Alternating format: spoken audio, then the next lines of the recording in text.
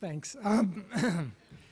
This business of receiving an honorary degree, this transaction, perhaps I ought to say, goes basically like this. Someone or some group here at SUNY Purchase has decided to honor me for my writing and speaking, and several decades of hardworking psychotherapists stand behind me, imploring me not to question too extensively the wisdom of that decision. And my parents, who taught me how to behave in public, stand behind me, imploring me to at least have the good taste and graciousness not to question the decision publicly. And in exchange for the honor, I appear on stage, most often to accept diploma and hood and shake hands and wave, or occasionally, as is the case today, to say a few words. Whether silent or speaking, I'm decoration. I'm here to help adorn, decorate, to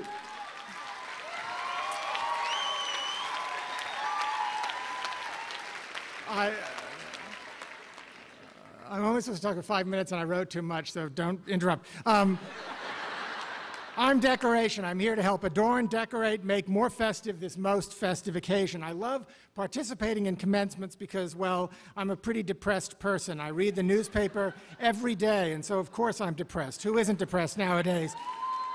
Everyone is depressed. You are depressed, or you ought to be.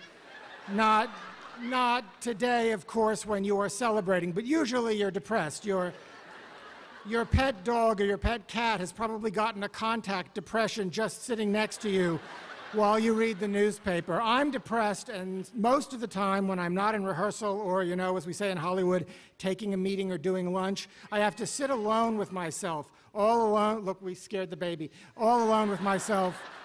All alone with myself, staring at a blank page or the ghastly white glare of an empty laptop screen, wondering how it's possible that at a mere 51 years of age, any trace of talent or intelligence or moxie I once possessed could so abruptly, so unceremoniously have departed, leaving not a trace behind.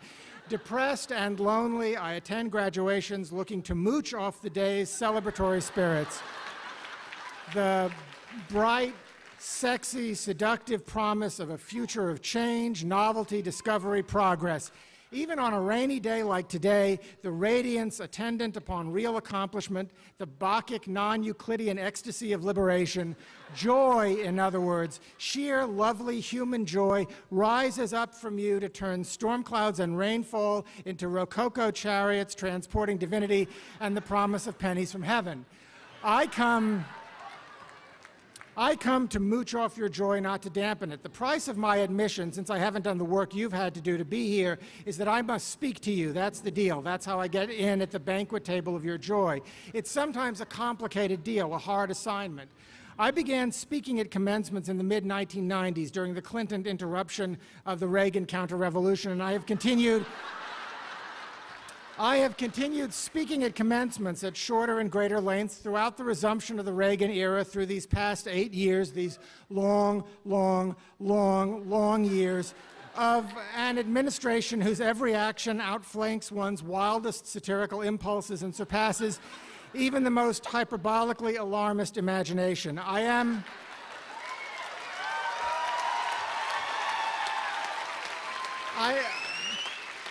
am, as I mentioned, depressed, but my depression these days isn't the depression I was born with. It's not my birthright depression. It's a new kind of depression. It's like the depression you get when you put a lab rat in a cage and he learns that if he pushes one button, he gets corn, and if he pushes another button, he gets malt. And he's happy when suddenly, oh no, he pushes a button and he gets shocked. But that's okay, the other button still dispenses malt till, oh no, now that button shocks him too. Maybe he'll try the corn button. Maybe that button will now, ow, no, that shocks too. Oh no, try the malt button, ow, oh no, try the, ow. The rat gets depressed. I am the rat's poor earth-born companion and fellow mortal. Ow! I feel his pain. I know it well. It isn't depression. Call it by its correct name. It's terror. The world, which once seemed a flowing fountain of corn and malt, now stands revealed as the cage it actually is, a prison house of no good possibilities and a future we cannot see, but which will bring, we guess, more shocks, further fear, further terror. Ow, the subprime mortgage collapse. Ow, the miasma in Iraq. Ow, global warming. Ow, the cyclone and junta in Burma. Ow, the earthquake and lack of construction standards in China. Ow, the President of the United States stands before the Knesset and deliberately, to the extent that anything this president does truly merits the adverbial form of the word deliberation, and he deliberately confuses appeasement and diplomacy. Ow! The conundrum of the speaker at the banquet table of joy laid out in a prison house cage of terror. Everyone who speaks at a commencement ceremony is that threat to the festive spirit. Everyone who opens his or her mouth near a live mic at commencement may well prove to be the buzzkill. But maybe that's what graduation day is intended to tell us. Maybe that's the point. We gather together to celebrate, among other things, the proximity, the disquietingly vital intimacy of terror and joy. I mean, let's face it, you're not entirely joyful, are you? You're anxious, too. You're free to do what?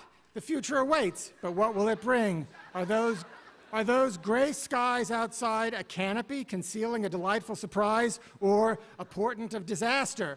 Perhaps I'm kidding myself. Perhaps I come not to mooch off your joy, but to seek out kindred souls, souls similar to mine, souls brimful with panic. But if under your joy is panic, I believe that under that panic, that terror is more joy, a deeper, truer, stronger joy, hope, desire, expectation that the storm clouds will deliver not discouragement and disillusion, but some bright, sexy God or some unanticipated goodness to earth. And so yesterday, as I sat at my desk facing the horror of my empty laptop screen, my head filled with newsprint terror, wondering how I was going to speak to you today, the phone rings, and it's my husband informing me that it has all of a sudden become unconstitutional in the state of California to deny same-sex couples the right to marry.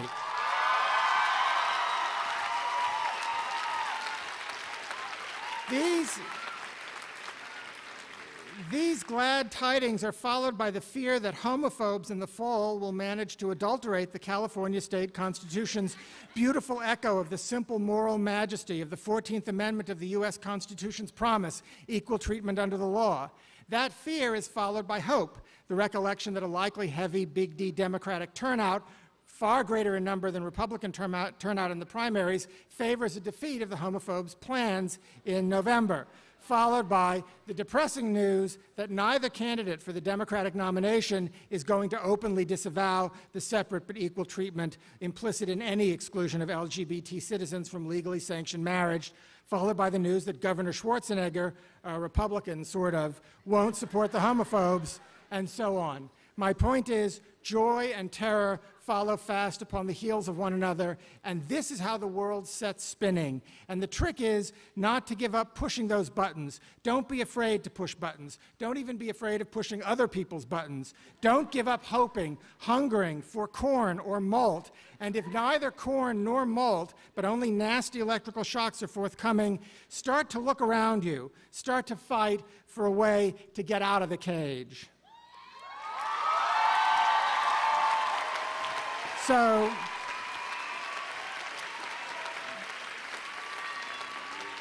thank you very much for inviting me to share with you this glorious, gloomy, scary day with you. Thank you for this wonderful honor, and a billion million mazzles to all of you, your teachers and your parents. Make us proud. We've been waiting for you. Thanks.